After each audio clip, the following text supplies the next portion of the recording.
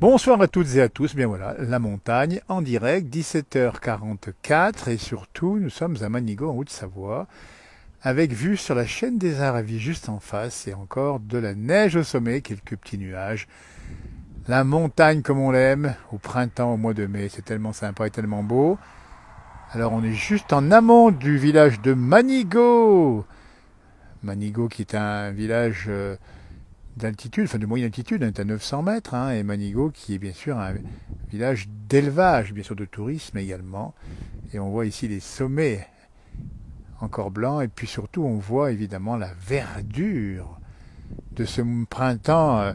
Alors un peu frais en montagne, ce matin c'était encore un peu gelé. Il faut savoir qu'à 1000 mètres, la température flirtait avec le 0 degré ce matin. Et là si je pivote de ce côté-là, eh bien on voit ces versants boisés et on distingue assez bien d'ailleurs la couleur du vert tendre des feuillus et du vert foncé des résineux.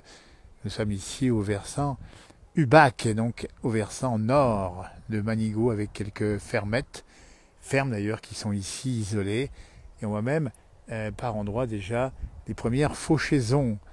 Donc ça veut dire que l'été s'approche, on n'est encore pas en été évidemment, et on est juste au-dessus de la route qui conduit au col de la Croix-Frie, qui est un col bien connu dans la région, puisque c'est un col pratiqué évidemment par les cyclistes, notamment le Tour de France, mais aussi par les motocyclistes ou encore les camping-caristes sur les voitures.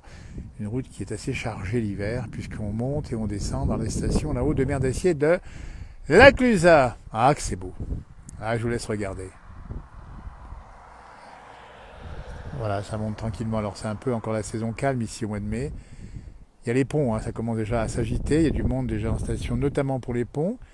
Mais tout ça va prendre de l'ampleur au mois de juin avec ce qu'on appelle familièrement les tamalous, qui sont les troisième âge, qui viennent prendre leurs vacances généralement en juin avec plus de tranquillité. On vient de voir un vélo qui descend le col de la Croix-Frie.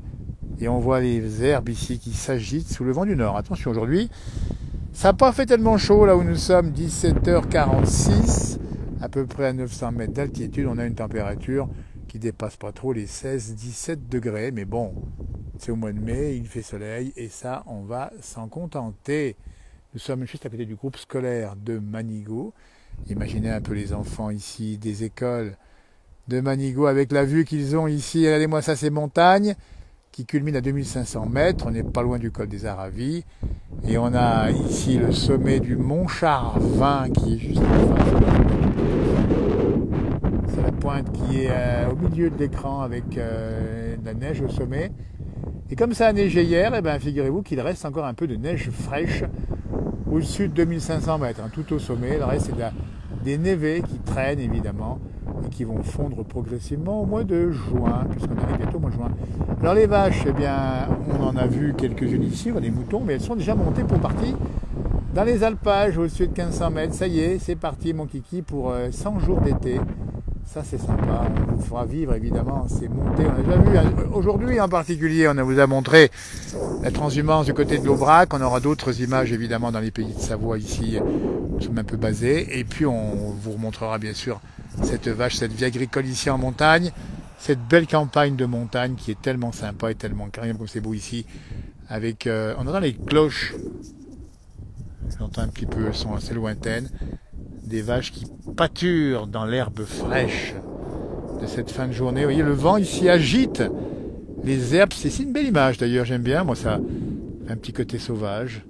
Alors on n'est pas dans les plateaux du Massif central où on est assez isolé, c'est magnifique également, mais ici c'est quand même une montagne vivante, urbanisée, ou presque en tout cas, une carte postale vivante pour Manigo, qui est la patrie aussi de Marc Béra, qu'on salue au passage, et qui a su justement glorifier les herbes de cette région dans ses différents établissements où il a quand même conquis, j'allais dire, son grade de meilleur cuisinier du monde.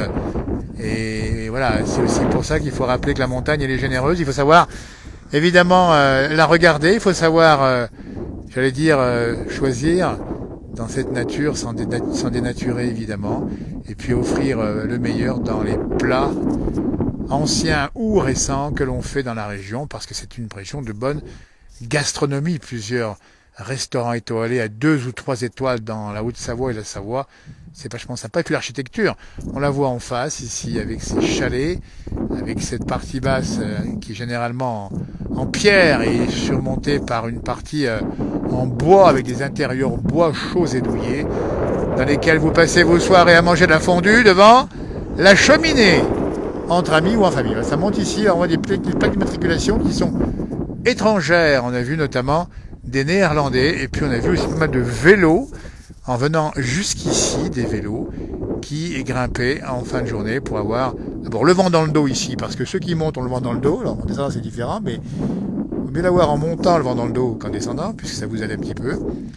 Et puis on approche de la saison, de la belle saison, où la montagne va exhaler de son élixir de bonheur et de beauté, et avec notamment ces senteurs formidables. Regardez-moi ça, ici on a la vallée de Combure juste à côté à gauche ici, qui signifie combe aux ours. Il n'y a plus d'ours ici, mais il y a encore des loups, et nous étions venus ici il n'y a pas si longtemps que cela malheureusement, voir des moutons tristement dévorés par le prédateur de la région, qui pose une vraie question ici, pour tous les éleveurs de moutons.